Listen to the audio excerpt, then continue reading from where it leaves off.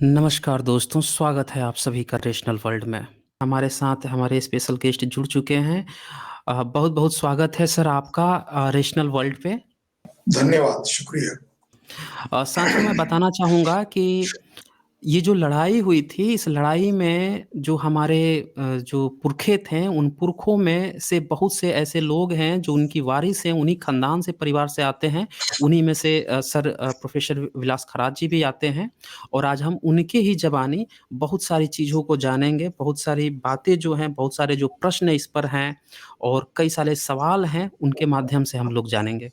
तो सर हमारा पहला प्रश्न ये रहेगा आपसे कि जो ये 1 जनवरी 1818 में जो ये महासंग्राम हुआ था, आमतौर पर ये कह दिया जाता है कि इसमें महार बनाम पेशवा, तो क्या इसको 500 महार बनाम पेशवा कहना उचित है?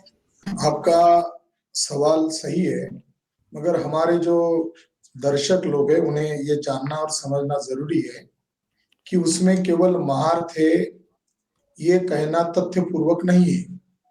ये सच है कि उसमें अधिक संख्या में महार थे। उसमें मुस्लिम लोग भी थे, क्योंकि जो जय स्तंभ है, उसके ऊपर जो जख्मी हुए, शहीद हुए, उनके नाम है। उसमें घुमंतु जनजाति के भी लोग थे, उसमें मराठा लोग भी थे। तो कुल मिलाकर अगर कहा जाए तो अधिक संख्या में महार थे, मगर जो जो ब्राह्मणवाद से दुखित लोग थे वो भी उसके अंदर शामिल थे। तो बहुजन बनाम पेशवा ब्राह्मण, ऐसा उस लड़ाई को नाम दिया जा सकता है, न कि पेशवा बनाम महार। ये संकुचित हो सकता है, ये मैं इस पर कहना चाहता हूँ। आगे हमारा नेक्स्ट प्रश्न है कि छत्रपति संभाजी महाराज जो थे, उनके बारे में ये कहा जाता है कि जब उनकी हत्या हो गई थी, तो उनकी लाश जो है नदी किनारे बिखरी हुई थी, पड़ी हुई थी और जब वो राजा थे तभी उनको अगवा किया गया था। लेकिन फिर भी उनके घर परिवार से या जो पेशवा वर्ग था, कोई भी आकर उनके लाश का दाह संस्कार न किया, बल्कि महावरों ने किया, ऐसा बताया जाता है। इस बात में कितनी सच्चाई है सर और क्या इसकी एक्चुअल हिस्ट्री है? दरअसल ऐसा है कि छत्रपति शिवाजी महाराज को मानने वाले लोग जो है, वो जो बहुजन समाज के लोग हैं या मराठा लोग हैं, उन लोगों में ब्राह्मण लोगों ने योजना बनाकर कुछ किंवदंतियां, कुछ अफवाहें फैलाई। छत्रपति संभाजी महाराज का गोविंद गोपाल महार, इनका संबंध है, ये बात सबसे पहली बार सामने लाई गई इतिहासकार बेंद्रे, ये कायस्थ कम्युनिटी के थे।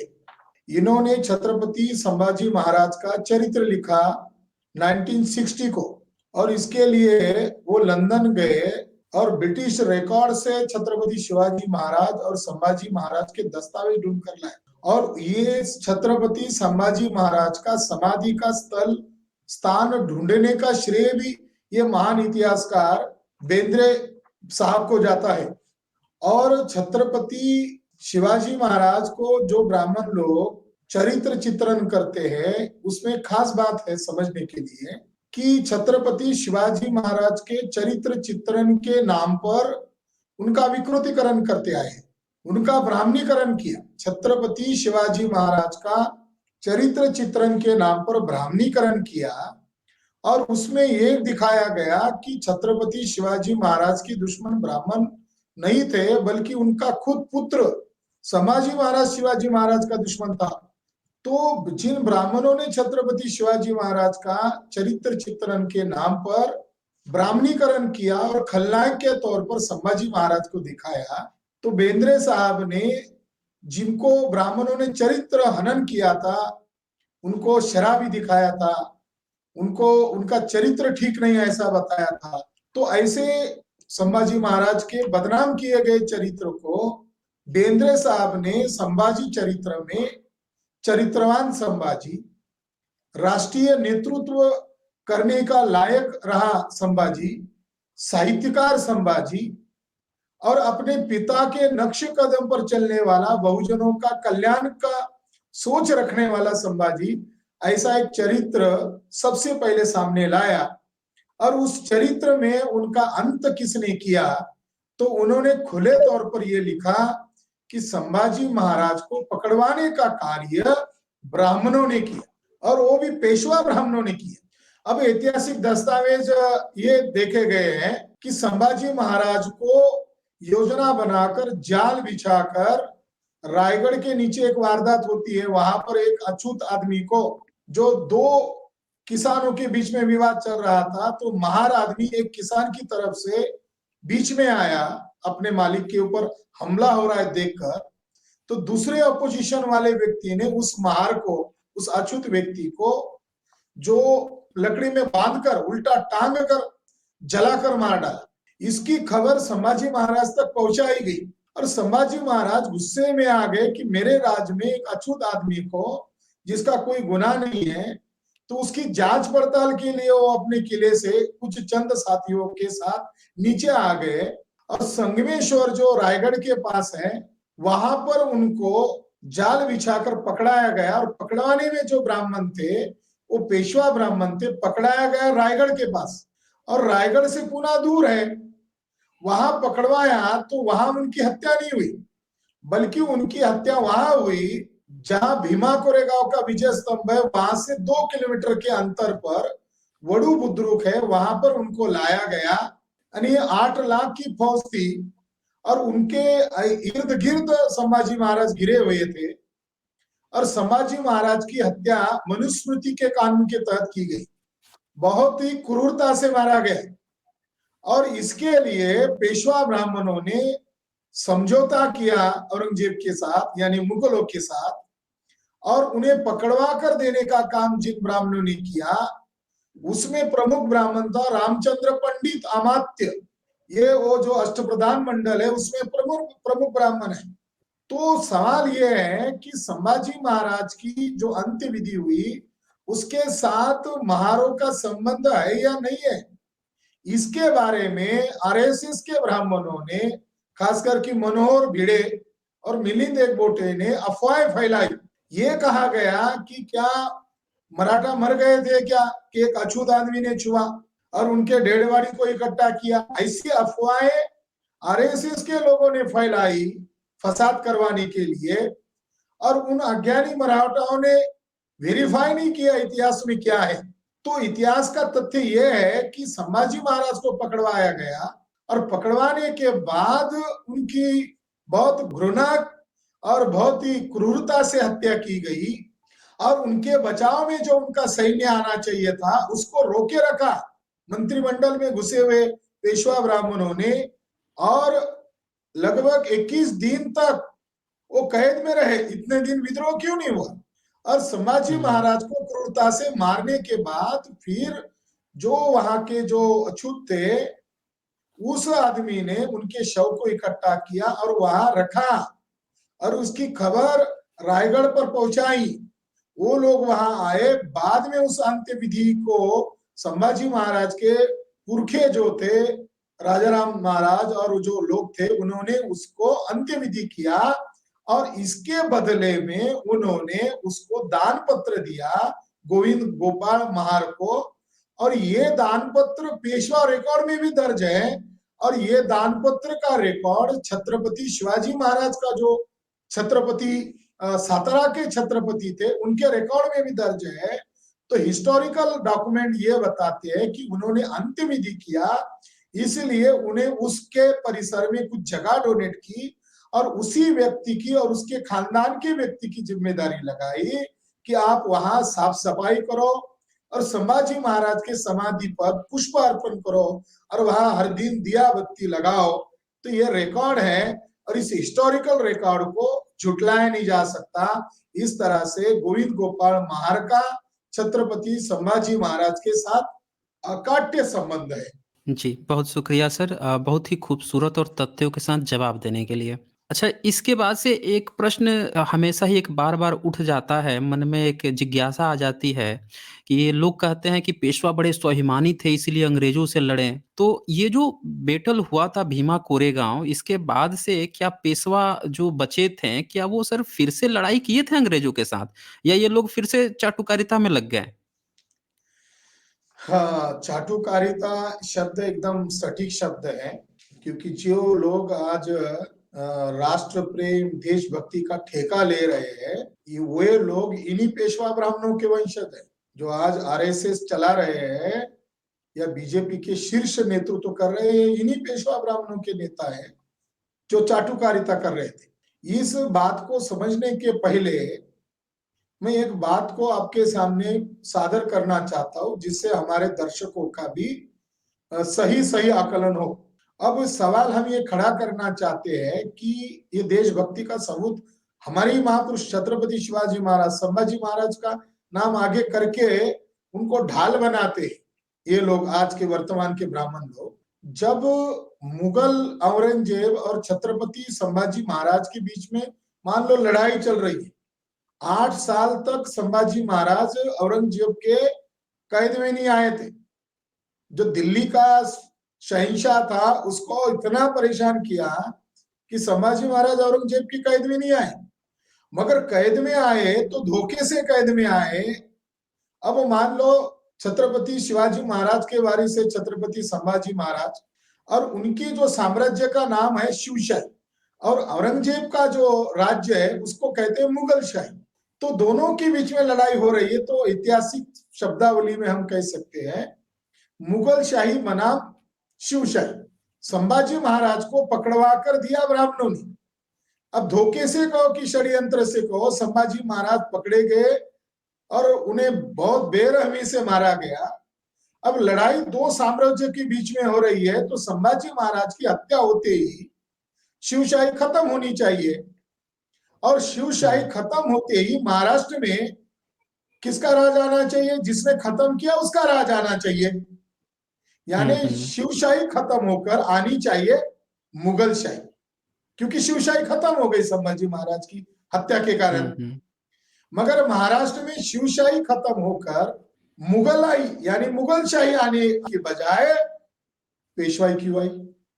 ये जानना और समझना बहुत जरूरी है, क्योंकि मुगलों के साथ ब्राह्मण पेशवाओं ने समझौता किया था, और औरंगजेब ने 30 अक्टूबर 1699 में रामचंद्र पंडित अमात्य को खत लिखा है, हिस्टोरिकल खत है, और उस खत में वो समझौते का जिक्र है। रामचंद्र पंडित अमात्य को औरंगजेब लिखता है कि आपने जो तुर्बयत खान को लिख कर दिया, तुर्बयत खान ये पेशवाओं का और औरंगजेब का मिडल मैन, आपने जो तुर्बयत खान को लिख कर दिया है उसके मुताबिक आचरण करो। आपको जो मुल्क दिया है उसकी आप पेशकश दो, नहीं तो जो हालत संभाजी की हुई वही हालत राजाराम की होगी और आप सब की होगी।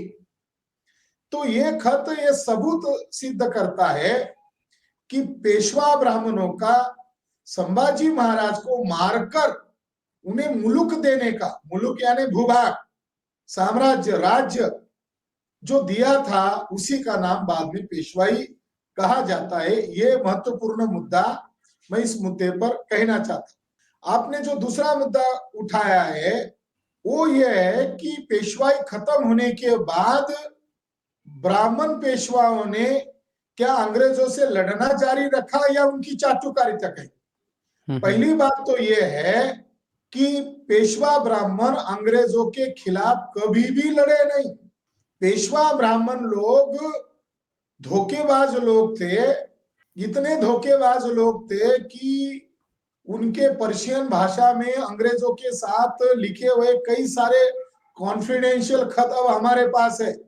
उसमें कार्नवालिस नामक एक अफसर नाना फडणवीस को खत लिखता है कि अब हम और आप एक हो जाने चाहिए, मगर हमारे और आपकी बीच में जो वार्तालाप होती है, ये पेशवाई खत्म होने की पहले का भी सबूत आपको दे रहा हूं। 1780 के आसपास की बात है। वो कह रहा है कि हम लोग और आप लोग बहुत अच्छे ढंग से रह सकते हैं, मगर आपके खत को कोई देख ना ले, कोई पढ़ ना ले, इसलिए मैंने एक कोड लैंग्वेज बनाई है और उसकी एक महीने अल्फाबेट बनाकर आपको गुप्त तौर पर भेजी है। मैं भी उस कोड लैंग्वेज में आपको खत लिखूंगा और आप भी उस कोड लैंग्वेज में मुझे खत लिखना। तो कार्नवालिस नाना फडणवीस को खत लिख रहा है और उसके लिए गुप्त लैंग्वेज का इस्तेमाल कर रहा है। तो सवाल यह है कि अंग्रेज और नाना फडणवीस यानी पेशवाओं के बीच में तीसरा कौन आदमी है जिससे वो डर रहे हैं?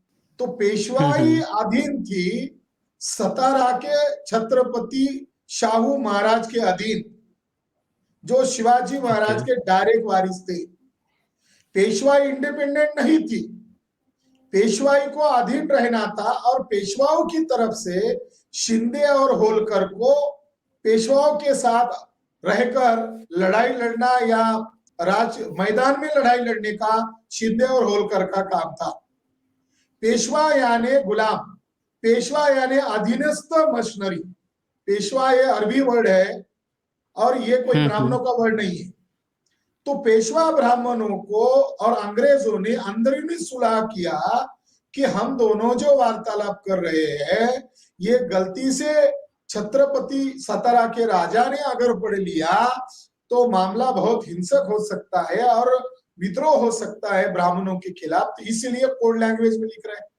तो ब्राह्मण लोग छत्रपति शिवाजी महाराज के वारिस के साथ भी वफादार नहीं थे, उनके साथ अंदरूनी गद्दारी कर रहे थे। ये एक सबूत है पेशवाई खत्म होने के पहले। दूसरे नंबर का सबूत यह है कि शिंदे और होलकर पेशवाई से अलग क्यों हुए, क्योंकि आप जब वो दिखा रहे थे, डिस्कशन कर रहे थे, तो उसमें शिंदे और होलकर का जिक्र आया। पेशवे के साथ थे शिंदे और होलकर। होलकर यहाँ गडरिया जाति आती है जिसको धनगर कहते हैं, और शिंदे मराठा जाति के, यानी वो हमारे बहुजन समाज के। तो वो सेनापति के तौर पर लड़ते थे, मगर वो पेशवाओं से अलग क्यों हुए? उसकी दो वजह है। पहली वजह होलकर की यह वजह है कि सन 1801 और 2 में, सन 1800 में फडणवीस का अंत होता है, फडणवीस मर जाता है। फडणवीस ये धूर्त आदमी था। पेशवाओं में 3 आदमी थे जिनको दृढ़ शाना, यानी एक अकलवान और आधा अकलवान। तो ये आधा आदमी उसको कहा जाता था, यानी ज्यादा धूर्त। और जो टीपू सुल्तान था उसको मरवाने के लिए अंग्रेजों को पेशवाओं ने समर्थन किया था। ये एक उनकी धूर्तता थी ब्राह्मणों की। दूसरा, जब 1801 और 2 साल आया तो 1802 में विठोजी होलकर नामक जो प्रमुख था सेना का, वो बाजीराव को शनिवार वाड़ा में मिलने के लिए गए। सैन्य को 3 लाख रुपए कई महीनों का जो तनख्वाह मिलता था लड़ाई के लिए, तो साल भर गुजर गए थे मगर सैन्य को तनख्वाह नहीं दी गई थी। इसीलिए मजबूर होकर विठोजी होलकर दूसरा बाजीराव पेशवा को मिलने गए और कहने लगे कि सैन्य का इतना तनख्वाह देना बाकी, आप दे दो।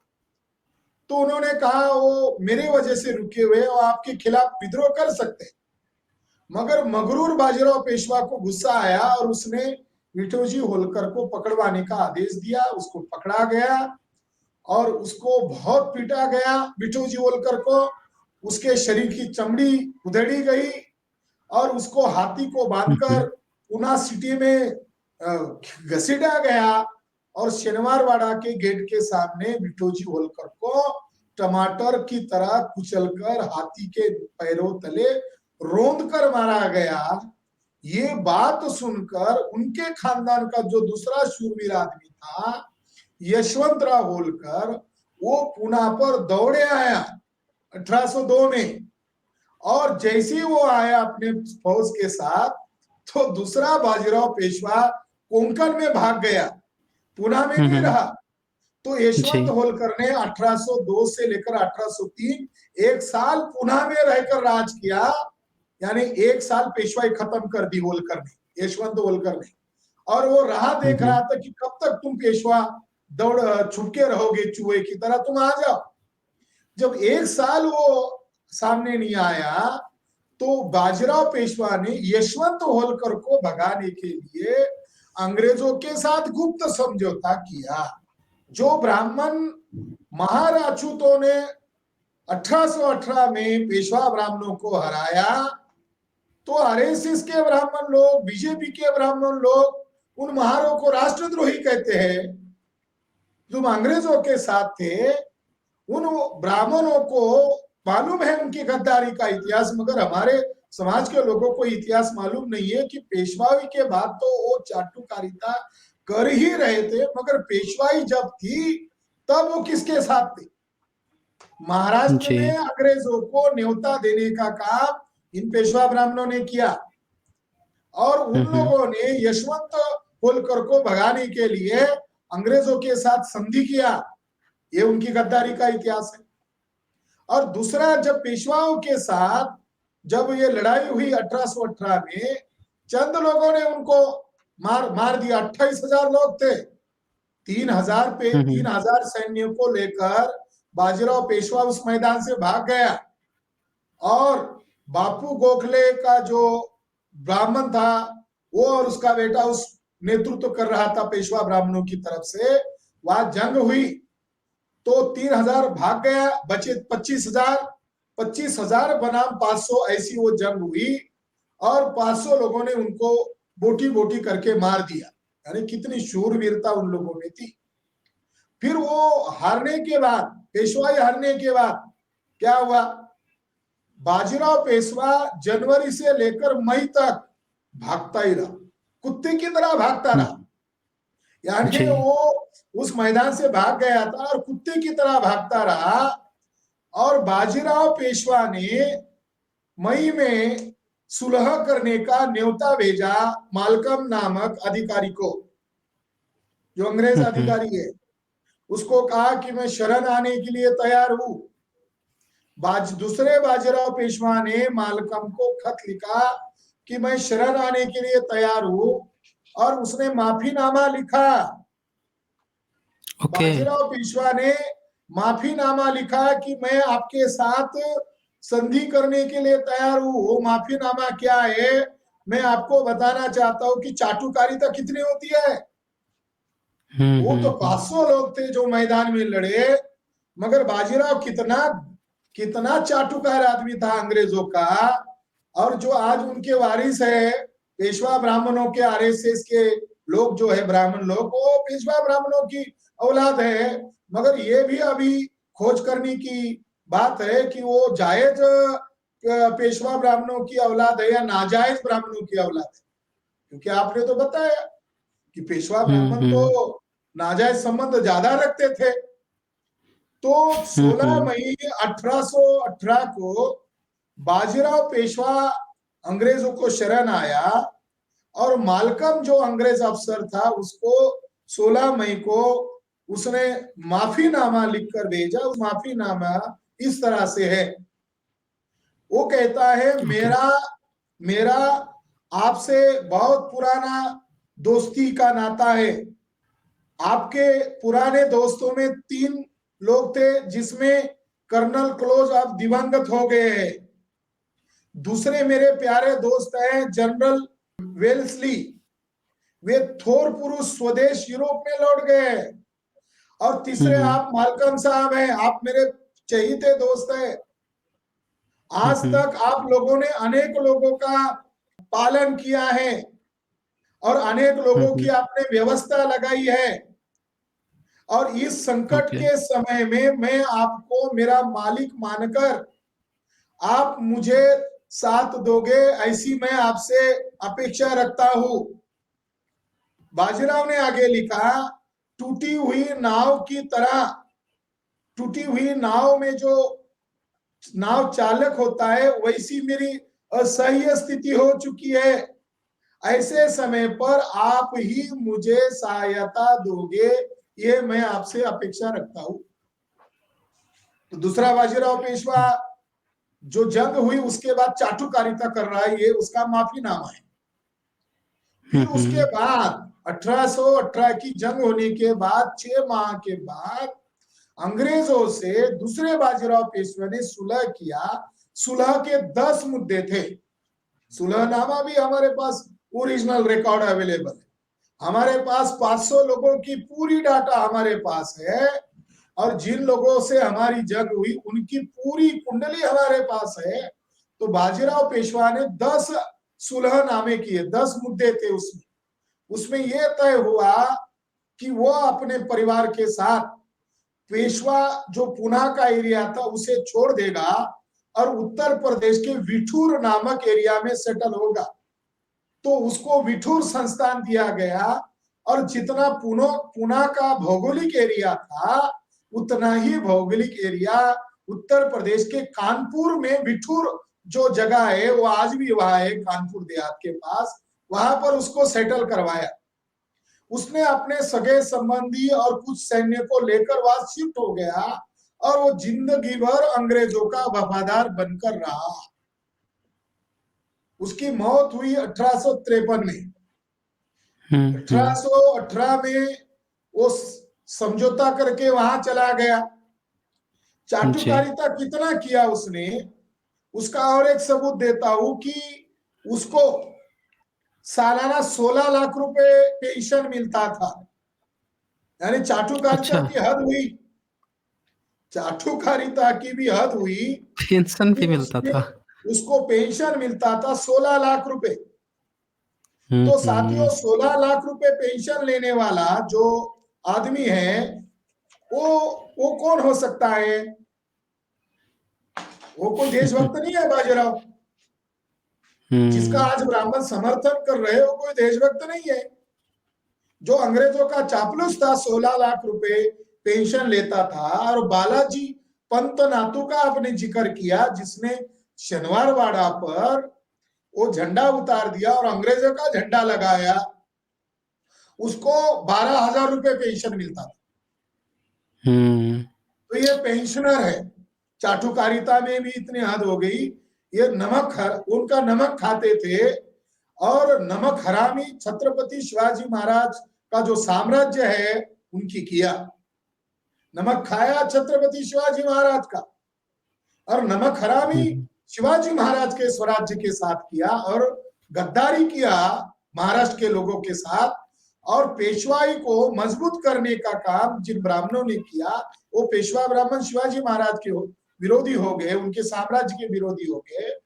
आपको एक ब्रिटिश अफसर था लॉ, उसने एक खत में लिखा है कि मैं बाजीराव को मिलने गया था, दूसरा बाजीराव, वो हुँ, आंख हुँ। से अंधा हो गया है, पैरालिसिस से आंख से अंधा हो गया। ओके, बाजीराव को सन 1841-42 के आसपास पैरालिसिस हो गया था और उससे उसकी आंख चली गई थी, मगर वो मरा नहीं, मरा वो 1853 में। तो लॉ ने कहा ओके। कि मैं उसको पेंशन देने के लिए गया था और उसने मुझे नजदीक बुलाया और मेरे सर पर हाथ रखकर उसने कहा, ये खत उसने उसकी माँ को लिखा है जो उसको पेंशन देता था अंग्रेज अफसर। बाजीराव ने हुँ, मेरे हुँ। सर पर हाथ रखकर कहा कि तुम अगले जन्म में ब्राह्मण के घर में पैदा होगे, तुम ब्राह्मण के रूप में पैदा होगे, ऐसा मेरा तुम्हें आशीर्वाद है।